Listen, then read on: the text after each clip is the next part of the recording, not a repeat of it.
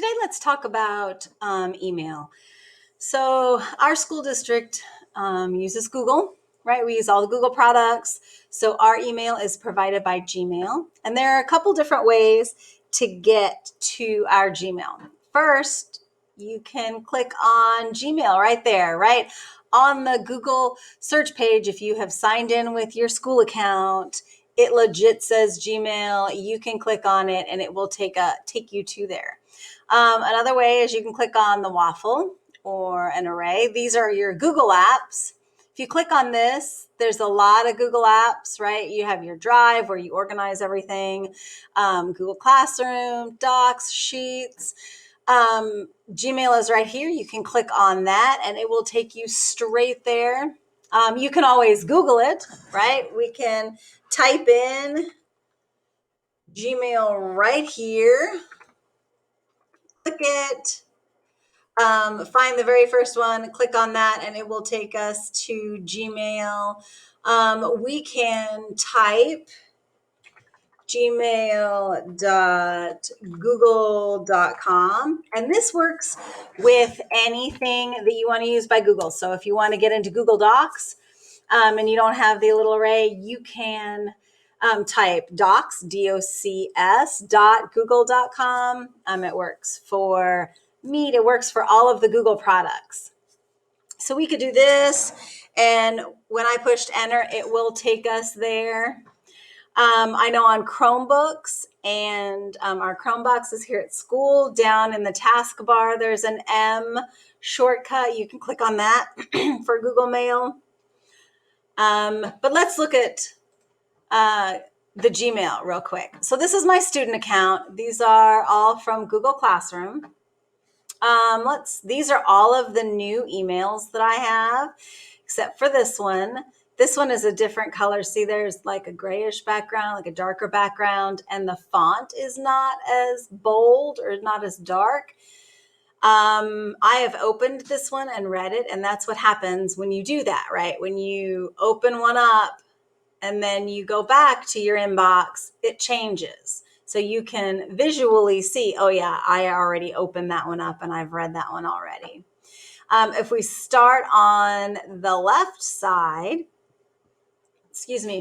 we can start with compose.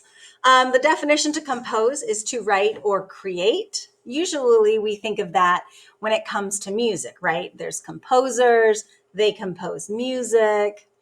Here we're going to compose an email. If I wanted to compose an email, if I wanted to make an email, I could click on this and it's going to bring up a new message. This is where I type to who I want to send it. This is where I write the subject, right? A little summary of what my email is going to be about. We'll talk about that in another video. For now, I'm just going to close this. Down here, there are some folders. They're also called labels. Right now, we are in the inbox. So the inbox is where your emails come to, right? This is where they start out. The number here next to the inbox is how many that are not read. So I have 63 unread messages out of a total of 72. There's 72 total email on this page.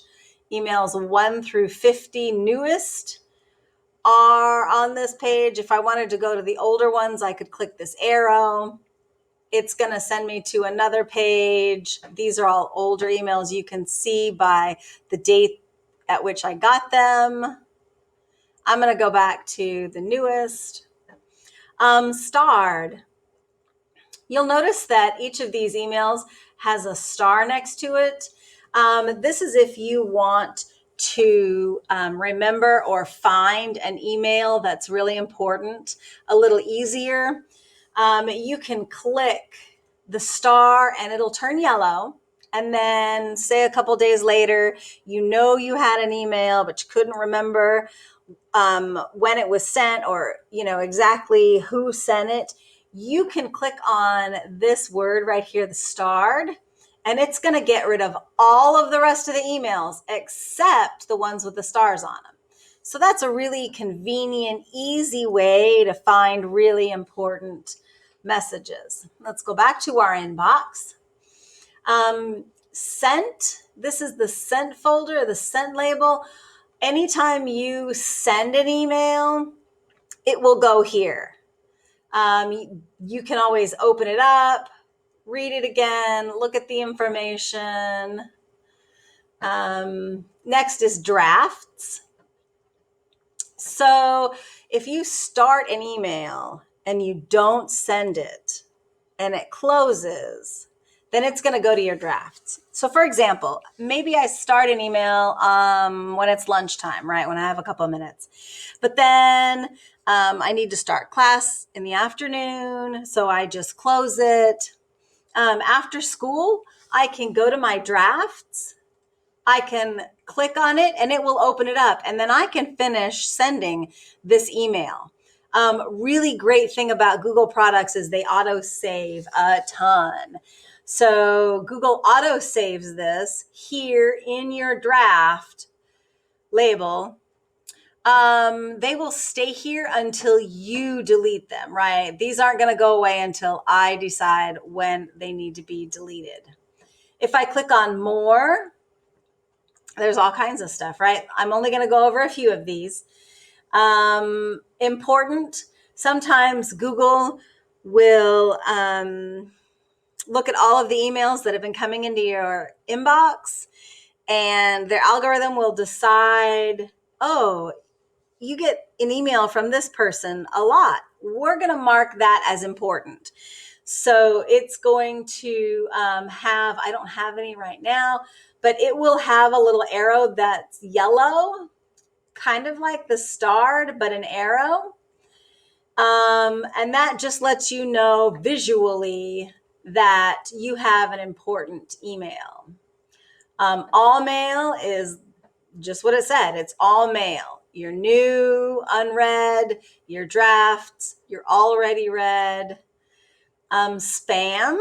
Spam is not like in gaming, right? In gaming spam, you just click the button a ton of times, or you send a message to a person over and over and over and over and over and over and over again.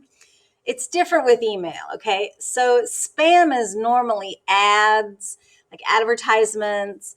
Sometimes you'll get a spam email from someone who's looking to get your information, access to your accounts. It is really important that you don't open any emails you don't know who they're from, right? If you don't know the person sending them, if you don't know the company sending them, just leave them alone, right? Just don't open it. You might want to ask an adult if they know if it's a legitimate email. Every once in a while, the spam filter will take like a real email and put it in the spam folder, and it won't go to my inbox. It does happen every now and again. If a legit email does end up in your spam folder, you can click on it and mark it not as spam. What's really nice is messages that have been in spam for more than 30 days will automatically be deleted. So you don't have to do anything, right? I check my spam folder maybe 2 times a month to see if any legit emails ended up in there. But other than that, I normally don't open it. I certainly don't click on any of them. And then Google just automatically deletes them after 30 days. Your trash folder, your trash can, that's where all your deleted emails go, right? So if I'm in my inbox and I think, oh, okay, so I for sure don't need this anymore, I can click right here. I can come up to this top area where there's a lot of little icons. I can find the trash can, right? And I can click delete. It is automatically going to go to my trash. Here it is.